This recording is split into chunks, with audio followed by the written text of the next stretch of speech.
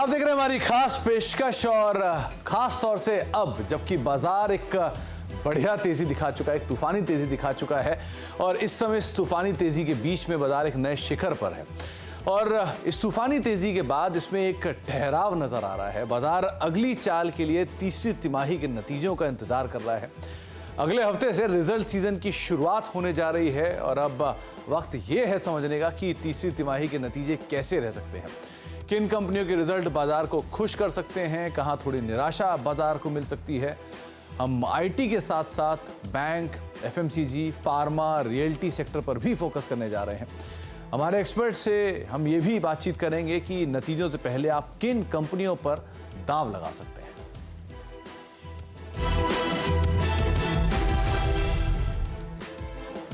तो आज क्योंकि वो जो मूवी है वो काफ़ी फेमस है, 12th फेल, 12th पास, ऐसी बहुत सारे जिक्र चल रहे हैं, तो हमने भी नतीजों सीजन में सोचा कि कौन सी कंपनियां जो कि पास हुई हैं, कौन सी कंपनियां जो कि फेल हो सकती हैं, कहाँ नंबर कमज़ोर हो सकते हैं, कहाँ नंबर बेहतर हो सकते हैं। तो उसी थीम के साथ हमने शुरुआत की, कहाँ पर हम पास और फेल कंपनियों को होते हुए देखेंगे। और इस पर बातचीत करने के लिए हमारे साथ SBI सिक्योरिटीज़ के सनी अग्रवाल मौजूद रहेंगे और प्रॉफिट मार्ट सिक्योरिटीज़ के अविनाश गोरखसाकर रहेंगे। एक अर्निंग्स को लेकर क्या टेक है इनका, किस तरह से सेक्टर्स को रीड कर रहे हैं, क्या रेड फ्लैग्स होंगे और कौन कौन से सेक्टर्स में आपको किन किन कंपनियों पर नज़र रखनी है, इन सब पर हम बातचीत कर लेते हैं। तो दोनों से ही पहले तो हम अर्निंग को लेकर एक मेजर आउटलुक ले लेते हैं। सनी, शुरुआत में आपसे करूँगा। पहले तो ये क्वार्टर के नंबर्स उस जंक्चर पर आ रहे हैं जहाँ पर पिछली तिमाही के कुछ कंपनियों के नंबर्स अच्छे भी थे और बाजार ओवर हीटेड भी है।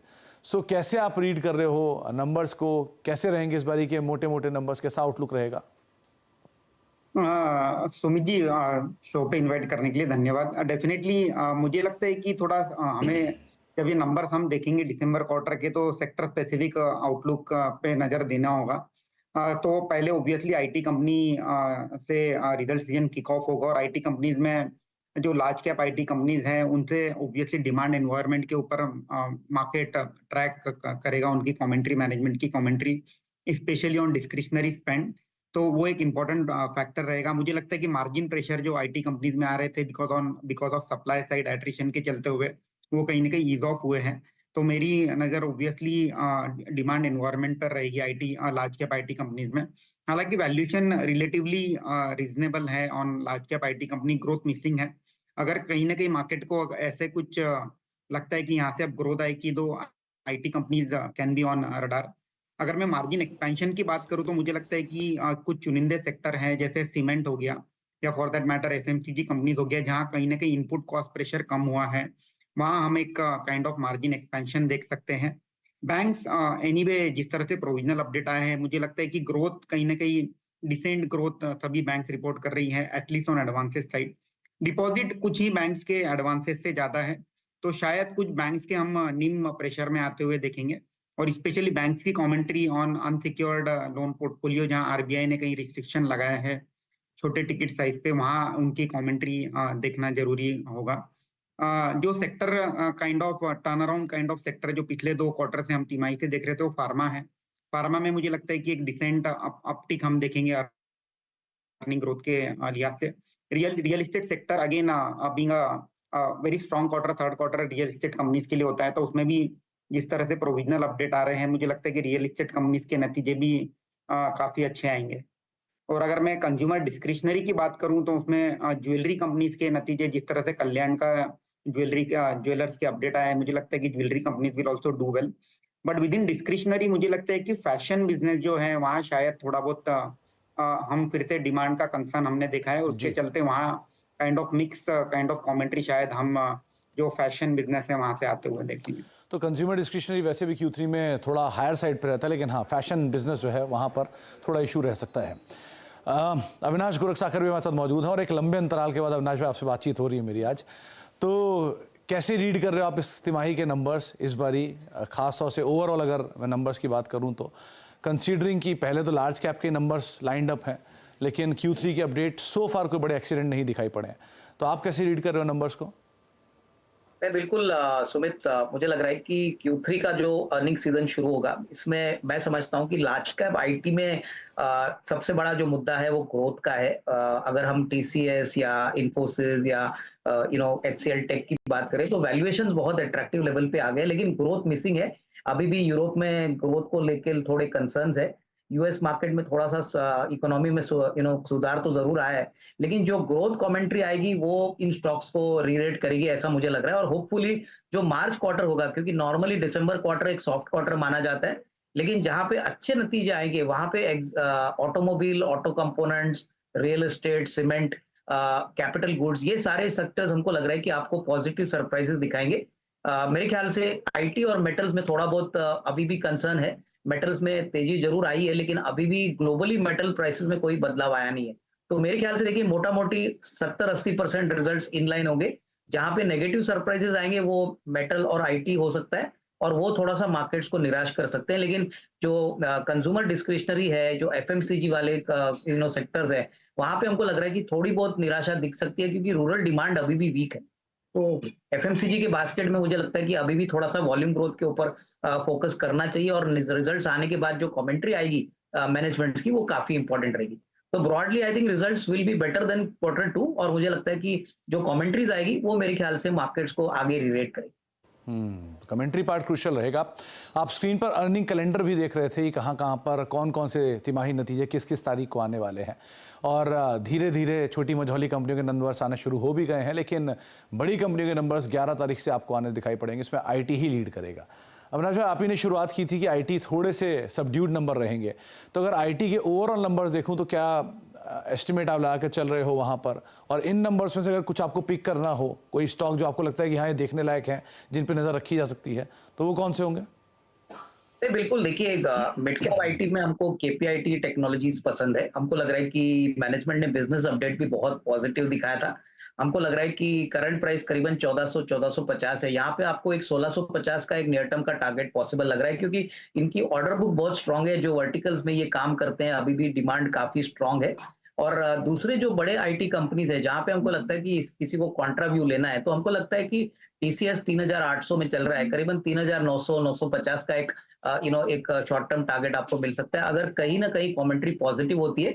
बट डेफिनेटली टीसीएस और केपीआईटी टेक्नोलॉजी, ये दो स्टॉक्स हमको लग रहा है कि आईटी स्पेस में अगर किसी को खरीदी करनी है, तो अभी भी रिस्क रिवॉर्ड लंबे अवधि के लिए काफी अच्छा बैठ सकता है। तो अगर आप लार्ज कैप में कुछ देख रहे हैं तो एक बार को टीसीएस बेटर लग रहा है, मिड कैप में केपीआईटी के नंबर बेटर साइड पर रह सकते हैं, लेकिन ओवरऑल एक सरप्राइज साइड पर ये इन्फोसिस के या माफ कीजिएगा आईटी के नंबर रह सकते हैं, जिसको आप आधार मान के चल सकते हैं।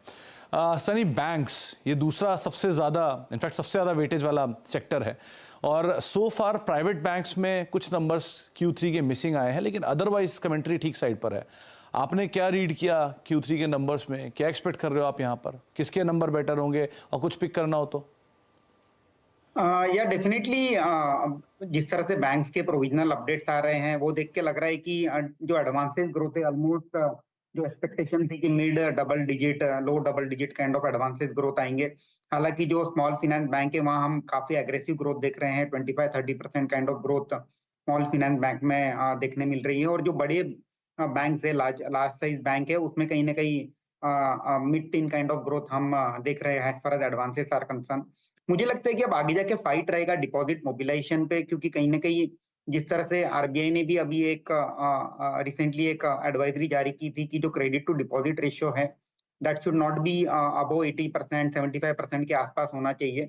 तो कहीं ना कहीं अब मुझे लगता है कि अगले 2 से 3 क्वार्टर में डिपॉजिट मोबिलाइजेशन की फाइट रहेगी। और जो डिपॉजिट मोबिलाइजेशन की कैपेबिलिटी है जो लार्ज साइज बैंक में है, वो मे भी शायद स्मॉल साइज बैंक को वहाँ उतना लीवे नहीं है because of the deep penetration जो लार्ज साइज बैंक का है। तो नेट इंटरेस्ट मार्जिन एक की मॉनिटरेबल होगा अपकमिंग रिजल्ट में, कि जो नेट इंटरेस्ट मार्जिन है वो थर्ड क्वार्टर के कैसे रहेंगे, और एट द सेम टाइम आगे के 2 से 3 क्वार्टर में क्या आउटलुक रहेगा नेट इंटरेस्ट मार्जिन का। एसेट क्वालिटी मुझे लगता है कि बेहतर ही रहेगी, ऐसे कोई red flag as of now asset quality को लेकर के नहीं लगता है। और अगर मुझे इसमें पिक करना होगा आज के डेट में, तो मुझे लगता है कि HDFC bank large size bank है, again trading at a decent reasonable valuation. एक अच्छा मौका है कि जहां बैंक में ट्रांजिशन हो रहा है मर्जर के कारण, एक डिसेंट वैल्यूएशन पे बैंक मिल रही है। फेडरल बैंक काफी डिसेंट अपडेट आया था, प्रोविजनल अपडेट, मुझे लगता है कि वो एक अच्छा है। पब्लिक सेक्टर बैंक से मुझे इंडियन बैंक काफी अच्छी लगती है। और दो एनबीएफसी मैं पिक करना चाहूंगा, वो है श्रीराम फाइनेंस, एक वेल नोन मुथूट ग्रुप की कंपनी है, at the same time fusion micro finance. तो लार्ज कैप में एचडीएफसी बैंक जैसे नाम जिन पर आप बेट कर सकते हैं, मिड कैप में आप federal bank, Shriram finance, Indian bank, इनके ऊपर आप बेट कर सकते हैं। यहाँ पर एक अच्छे अपमूव की उम्मीद या इस तिमाही के नंबर्स में इन सबके ऊपर आप नज़र बना के रख सकते हैं। अब दूसरा जो बड़ा सेक्टर है वो है ऑटो सेक्टर। बहुत कुछ है इस सेक्टर के अंदर जो इस बार ये अनुमान लगा के चला जा रहा है, क्योंकि इस तिमाही में जो सेल्स के आंकड़े हैं उसमें फेस्टिव का डिमांड भी आएगा, ईयर एंड की क्लियरेंस का भी एक इम्पैक्ट आता हुआ दिखाई पड़ता है, प्राइसिंग का इम्पैक्ट जो होगा वो अगली क्वार्टर में आएगा, लेकिन इनपुट कॉस्ट स्टेबल हो चुकी हैं। कई कंपनियों के नए लॉन्चेस भी हैं जो कि इन्होंने बहुत अच्छे अच्छे लॉन्चेस किए हैं स्पेस में, तो उसका भी एक इम्पैक्ट है। ईवी स्पेस काफ़ी प्रोमिनेंटली आगे बढ़कर आया है, इनफैक्ट सीवी ट्रैक्टर थोड़ा बैकफुट पर है। सो ओवरऑल क्या आप अनुमान लगा रहे हो ऑटो स्पेस को लेकर, यहाँ से कुछ पिक करना हो तो? नहीं, बिल्कुल सुमित, देखिए हमको लग रहा है कि ऑटो स्पेस में दो सेक्टर्स जो काफी स्ट्रांग डिस्प्ले करेंगे ग्रोथ, वो तो एक तो कमर्शियल व्हीकल और टू व्हीलर्स है। कमर्शियल व्हीकल्स में थोड़ा सा बेस बड़ा बन गया है, तो थोड़ा सा ग्रोथ आपको दिसंबर में कम देखने को मिला, लेकिन हमको लग रहा है कि जैन टू मार्च का क्वार्टर जो होता है वो ओवरऑल ऑटो सेक्टर के लिए बहुत मजबूत क्वार्टर माना जाता है। अगर नतीजों की बात करें तो हमको लग रहा है कि दो स्टॉक्स जो हमको बहुत पसंद है, जो हमको लगता है कि अभी भी बहुत अच्छा रिस्क रिवॉर्ड देने का क्षमता रखते हैं, वो पहले तो टाटा मोटर्स रहेगा। टाटा मोटर्स का डोमेस्टिक कमर्शियल व्हीकल पोर्टफोलियो बहुत ही तगड़े तरीके से बढ़ रहा है। इनकी पैसेंजर कार बिजनेस भी बढ़ रही है। इलेक्ट्रिक व्हीकल्स की आपने बात की तो वहां पे भी इनका मार्केट शेयर काफी स्ट्रांग है, करीबन 40% मार्केट शेयर ये कमांड करते हैं। जेएलआर का बिजनेस भी अभी बहुत तेजी से बढ़ रहा है, प्लस कंपनी ने कहा है कि अभी वो already free cash flow generate कर रही है। तो मेरे ख्याल से इस लेवल से भी अगर कोई खरीदता है तो करीबन 875 880 का एक टारगेट प्राइस पॉसिबल है। और दूसरा स्टॉक जो टू व्हीलर स्पेस में बहुत अच्छी तरह से आउट परफॉर्म कर रहा है वो टीवीएस मोटर है। देखिए दिसंबर के महीने में हमने देखा कि सारे टू व्हीलर कंपनीज ने थोड़े नरम नंबर दिखाए, लेकिन इनका वॉल्यूम ग्रोथ बहुत तगड़ा था। इलेक्ट्रिक व्हीकल के टू व्हीलर स्पेस में भी टीवीएस मोटर बहुत बेहतरीन काम कर रहा है। तो यहाँ पे मुझे लग रहा है कि 2300 का टारगेट प्राइस लेके इसको भी खरीदना चाहिए। Q3 के नंबर्स तो अच्छे आएंगे, बट आने वाला साल भी इनके लिए काफी अच्छा रहेगा। तो टाटा मोटर्स और टीवीएस हमको लग रहा है कि इवन करंट लेवल्स पे अच्छा रिस्क रिवॉर्ड बन सकता है। तो ऑटो में अगर आप कुछ नाम ढूंढ रहे हैं तो कमर्शियल व्हीकल स्पेस से टाटा मोटर्स, जिसके ऊपर आप नज़र रख सकते हैं इस बार, और टीवीएस मोटर एक और ऐसा नाम है जो कि ईवी स्पेस को लेकर, थ्री व्हीलर स्पेस को लेकर परफॉर्म कर सकता है, तो ये एक और दूसरा बेट हो सकता है। लाइकवाइज कंजम्पशन डिस्क्रिशनरी स्पेंडिंग की अगर बात हो रही है सनी, तो एक एफएमसीजी को भी हम अवॉइड नहीं कर सकते। एफएमसीजी पैक में, पूरे पैक में मल्टीपल ट्रिगर्स हैं। मिसाल तौर पे पहले इनकी वॉल्यूम को लेकर इशूज़ थे, वो अब बहुत हद तक ईज आउट हो गए हैं। रूरल अर्बन डिमांड का जो ब्रेकअप था, कभी रूरल में प्रेशर था, लास्ट क्वार्टर में हमने अर्बन में पिकअप आते हुए देखा। इसके अलावा इनपुट कॉस्ट स्टेबल हो चुकी है, प्रोडक्ट्स की डिमांड स्ट्रांग है, और कंजम्पशन के लिए वैसे भी ये लास्ट क्वार्टर बहुत अच्छा होता है। सो कैसे रीड कर रहे हो आप एफएमसीजी को, क्या करें, यहाँ से कुछ नाम? या डेफिनेटली सुमित जी, एफएमसीजी को हम दो पार्ट में डिवाइड करेंगे। पहले है कंज्यूमर स्टेपल, उसके ऑलरेडी पॉइंट्स आपने डिस्कस कर लिए हैं कि rural is under pressure, however green shoots दिख रहे हैं, वहाँ रिकवरी के थोड़े चांसेस दिख रहे हैं। अर्बन एनीवे अच्छा कर रहा है, और जो इनपुट कॉस्ट प्रेशर है वो कहीं ना कहीं ईज ऑफ हुआ है कंज्यूमर स्टेपल कंपनीज के लिए। और कंज्यूमर डिस्क्रिशनरी में मुझे लगता है कि सर्टन जो सेक्टर है, जैसे होटल्स हो गया फॉर दैट मैटर, या for that matter alcoholic beverages हो गया, those sector will continue to do well. Fashion business शायद थोड़ा बहुत प्रेशर में रहेगा। और मुझे अगर कुछ पिक करना होगा specially from a medium to long term perspective, तो कंज्यूमर स्टेपल से मैं पिक करना चाहूंगा इमामी, गोदरेज कंज्यूमर और मैरिको। मुझे लगता है कि तीनों ही कंपनी में एक decent kind of upside in terms of earning growth हम ये थर्ड क्वार्टर में देखेंगे। कंज्यूमर डिस्क्रिशनरी से मुझे रैडिको खैतान एक डिसेंट बेट लगता है। प्रीमियमाइजेशन की स्टोरी है, ग्रेजुअली जिस तरह से पोर्टफोलियो प्रीमियमाइजेशन प्रीमियम पोर्टफोलियो की ओर शिफ्ट होगा, वहाँ मार्जिन एक्सपेंशन आते देखेंगे। और एक बेक्टर फूड है जो कि इनडायरेक्ट प्ले है on QSR industry as well as on biscuit and bakery. तो बेक्टर फूड जहाँ उनकी एक नई कैपेसिटी अभी रिसेंटली ऑन स्ट्रीम जाने वाली है, उसके चलते मुझे लगता है कि FY25 में एक डिसेंट अर्निंग अपग्रेड आते हुए हमें दिखेगा बेक्टर फूड के लिए। मिसेस बेक्टर फूड आमतौर पर कम चर्चा होती है, लेकिन एक बड़ा आउटसोर्स प्लेयर है बड़ी कंपनियों का, और खुद की भी एक बड़ी प्रोडक्ट लाइन है कंपनी की। साथ साथ मैरिको, डाबर, रेडिको खैतान, ये कुछ ऐसे नाम जिसको सनी देख रहे हैं जहाँ पर एक अच्छा अपमूव आता हुआ दिखाई पड़ सकता है। अविनाश भाई, इसके अलावा जो लास्ट क्वार्टर का एक सरप्राइज था वो था कैपिटल गुड स्पेस। बहुत बढ़िया नंबर आए थे एबीबी, सीमेंस सबके। तो यहाँ तिमाही आधार पर तो एक बड़ा बेस ऑलरेडी आपके पास खड़ा हुआ है, लेकिन ऑर्डर एग्जीक्यूशन इंप्रूव हुआ है, वाई बेसिस पे एक लो बेस का नंबर्स में इफेक्ट रहेगा, ऑर्डर इन्फ्लोज अच्छे हैं, और ना केवल प्राइवेट प्लेयर्स के बल्कि बीएचईएल जैसी कंपनियों के भी बढ़िया ऑर्डर इन्फ्लो आते हुए दिखाई पड़े हैं। डिफेंस ऑलरेडी अच्छी आउट परफॉर्मेंस दे रहा है, रेलवे कैपिटल गुड्स में बड़ा इंफ्रास्ट्रक्चर स्पेंडिंग हो रहा है। यहाँ क्या रीड कर रहे हो आप? नहीं, बिल्कुल देखिए, कैपिटल गुड्स सेक्टर को अगर हम रेलवे और डिफेंस से जोड़ ले तो मुझे लग रहा है कि ग्रोथ कैपेक्स अभी बहुत ही बड़ी ट्रैक्शन में दिख रहा है। कॉर्पोरेट कैपेक्स प्राइवेट सेक्टर का हो या सरकार के इस तरफ से इंफ्रास्ट्रक्चर प्रोजेक्ट्स का हो तो बहुत तेजी से बढ़ रहा है, और इसका फायदा जरूर पूरे कैपिटल गुड सेक्टर में आपको थर्ड क्वार्टर में देखने को मिलेगा। सबसे बड़ी बात अभी एग्जीक्यूशन है, जो आपने सही कहा कि सारी कंपनीज कम से कम 1.5-2 साल की ऑर्डर बुक पे बैठी है। तो यहाँ पे मुझे लगता है कि कमिंस इंडिया जो एनर्जी इक्विपमेंट स्पेस में है, ये एक बहुत ही अच्छा एमएनसी काउंटर है। ऑलरेडी फर्स्ट हाफ का परफॉर्मेंस तो काफी बढ़िया है, कंपनी बिल्कुल कर्जा मुक्त है, और इन्होंने हाइड्रोजन को लेके बहुत अच्छा एक प्रोडक्ट बुके भी बनाया। मेरा ख्याल है कि ऑर्डर बुक स्टेडी रहेगी, प्लस इलेक्शंस के बाद हाइड्रोजन की पॉलिसी अनाउंस होती है तो इसमें अच्छी खासी ग्रोथ पोटेंशियल कमिंस के लिए मिलेगी। तो कमिंस हमको लग रहा है कि करीबन 23-2350 का एक टारगेट प्राइस के लिए आप खरीद सकते हो, अच्छा विकल्प है लॉन्ग टर्म के लिए। दूसरा एलएनटी रहेगा। आपने सही कहा कि एलएनटी डिफेंस में, इंफ्रास्ट्रक्चर और कैपिटल गुड्स में, पावर इक्विपमेंट में काफी बड़ा काम कर रहा है। यहाँ पे ऑर्डर एग्जीक्यूशन काफी तेजी से हो रहा है। तो ऑलरेडी थोड़े समय एलएनटी भाग चुका है, लेकिन हमको लग रहा है कि जिस प्रकार की इनकी पोजीशनिंग है, हमको लग रहा है कि अगले 12-18 महीने के लिए ग्रोथ का कोई प्रॉब्लम नहीं होना चाहिए। यहाँ पे 3650 का एक टारगेट प्राइस हम लगा दीजिए। और एक छोटी कंपनी है सुमित, एक्शन कंस्ट्रक्शन इक्विपमेंट, जो मोबाइल क्रेन्स और डिफेंस के लिए इक्विपमेंट बनाती है। तो हमको लगता है कि देखिए, ये भी स्टॉक में अगर हम देखें तो पिछले 2-3 क्वार्टर से बहुत बढ़िया ग्रोथ आपको दिख रहा है। बहुत मटेरियल इक्विपमेंट में, क्रेन्स में, ऑब्वियसली ट्रैक्टर भी बनाते हैं। तो यहाँ पे मुझे लग रहा है कि अगर 12 to 15 मंथ्स का नजरिया आप लेते हो तो यहाँ पे भी 1050-1100 का टारगेट प्राइस आपको मिलेगा। तो हमारी तरफ से ये 2-3 स्टॉक्स है जो अभी भी अच्छा रिस्क रिवॉर्ड इन्वेस्टर्स को अगले 12-15 महीने में दे सकते हैं। तो कमिंस इंडिया, जिसके ऊपर आप बेट कर सकते हो, लार्सन एंड टूब्रो देश की सबसे बड़ी कैपिटल गुड्स इंजीनियरिंग कंपनी, और एक अच्छे नंबर्स डिलीवर भी किए, ना केवल स्टैंड लोन आधार पर बल्कि कंसो बेसिस पर भी इनके नंबर्स काफ़ी साउंड रहेंगे। और एक्शन कंस्ट्रक्शन इक्विपमेंट्स एक दिग्गज इक्विपमेंट बेस्ड कंपनी, जिसके ऊपर भी आप बेट कर सकते हो। तो कई सारे सेक्टर में हम बातचीत कर चुके हैं, एक ब्रेक का वक्त हो गया है, ब्रेक के बाद लौटते हैं और एक स्ट्रॉन्ग सेक्टर जो लास्ट क्वार्टर का रहा है उसके ऊपर बातचीत करते हैं छोटे से ब्रेक के उस पर।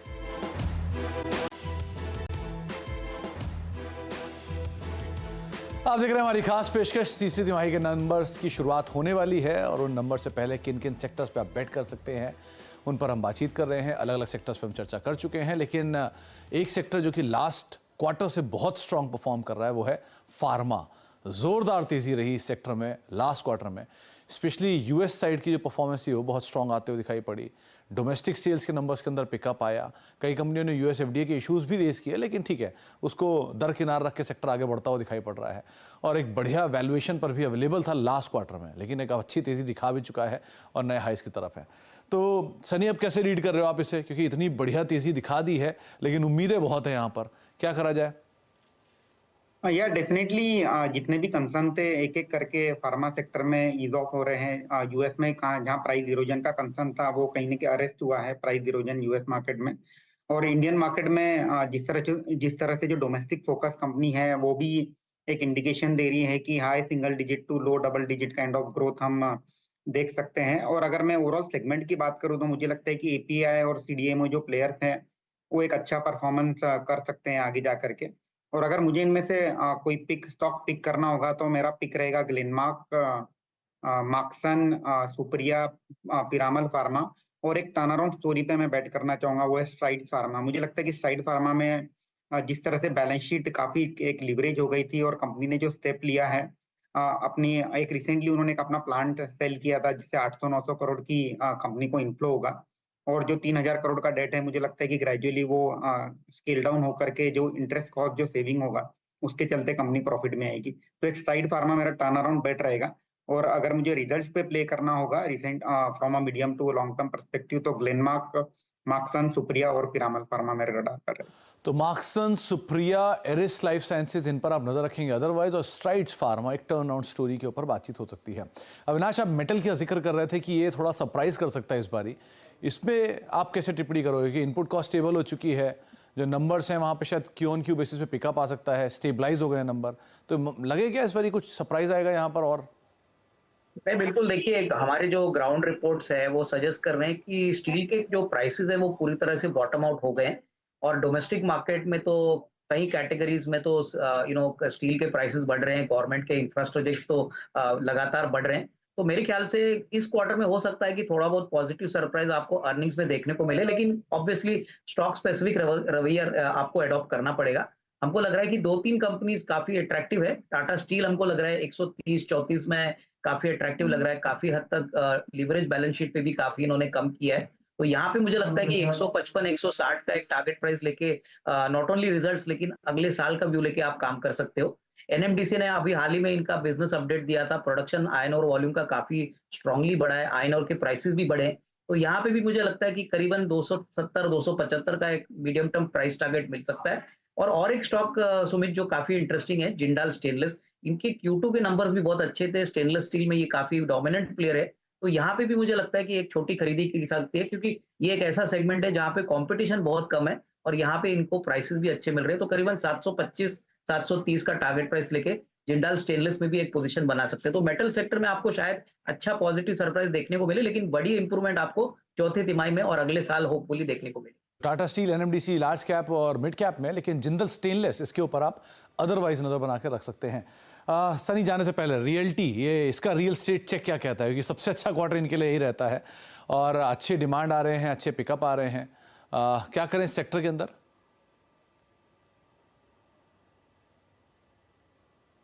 डेफिनेटली ऑलरेडी हमने एक strong up move real estate stocks में आते हुए देखा है और उसका एक यही कारण है कि दिसंबर क्वार्टर काफी अच्छा क्वार्टर रहता है और जिस तरह से जो प्रोविजनल सेल्स नंबर भी एक कंपनी शोभा के आए, वो देख के तो लगता है कि जो sales volume as well as collection जो ग्रोथ रहेगी थर्ड क्वार्टर में काफी बेहतरीन रहेगी। हालांकि स्टॉक प्राइस ऑलरेडी ये डिस्काउंट करके चल रहा है कि आगे जिस तरह से रेट कट होगा may be second half of calendar year 24 में, उसके चलते कहीं ना कहीं अफोर्डेबिलिटी भी बढ़ेगी रेसिडेंशियल रियल एस्टेट सेक्टर को लेकर के और उसके चलते वॉल्यूम में फिर से एक फर्दर बूस्ट मिलेगा अगले 6 से 12 महीने में के नजरिए से।